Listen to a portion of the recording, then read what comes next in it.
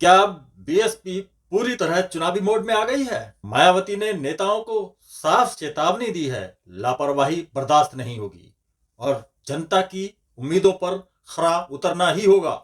इतना ही नहीं, तमाम मुद्दों पर मायावती ने सरकारों को भी निशाने पर लिया है। आपको बता दें कि इस बार मायावती के तेवर पिछले विधानसभा चुनाव से जुदा और ज्यादा आक्रामक नजर आ रहे हैं और बीजेपी भी इस बात को समझ रही है। बता दें कि यूपी में भले चंद्रशेखर आजाद दलित समाज के बड़े पैरोकार बनकर उभरे हों, लेकिन बीएसपी के कैडर बोर्ड की प्राथमिकता अभी भी सबसे पहले मायावती ही हैं।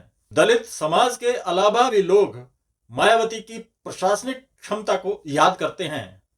तो क्या इस बार बीजेपी को मायावती से बड़ी चुनौती मिलने वाली है? नमस्कार, आप देख रहे हैं पॉलिटिकल चौपाल।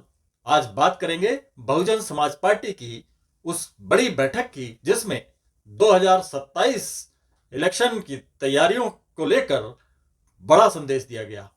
लखनऊ में बीएसपी प्रमुख मायावती ने यूपी स्टेट और जिला कमेटी के सभी पदाधिकारियों की अहम बैठक बुलाई।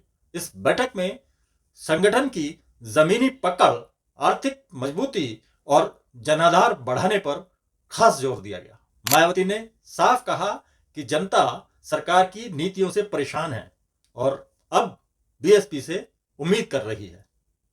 ऐसे में पार्टी के हर कार्यकर्ता को पूरी निष्ठा और मेहनत से काम करना होगा। बहन जी ने चेतावनी देते हुए कहा, किसी भी तरह की लापरवाही बिल्कुल बर्दाश्त नहीं की जाएगी। बैठक में यूपी की सबसे बड़ी समस्या रोटी, रोजगार और महंगाई पर भी इस मीटिंग में चर्चा हुई। मायावती ने कहा कि सरकारें सिर्फ वादों और जुमलों से जनता की भूख नहीं मिटा सकती। ईरान, इजराइल, अमेरिका तनाव का असर भी देश पर पड़ रहा है। पेट्रोल, गैस और जरूरी सामान की कीमतें तेजी से बढ़ रही हैं, जिससे गरीब और मजदूर वर्ग की हालत और खराब हो रही है।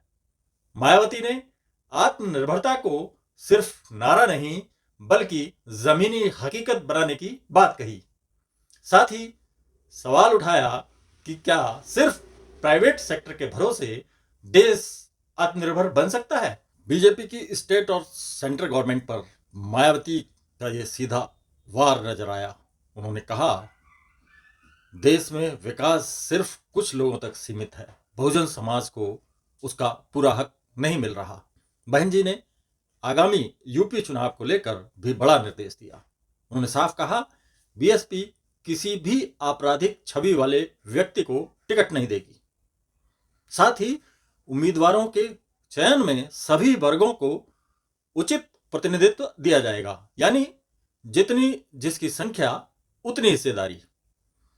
14 अप्रैल को बाबा साहब अंबेडकर की जयंती को लेकर भी बीएसपी का बड़ा प्लान सामने आया है।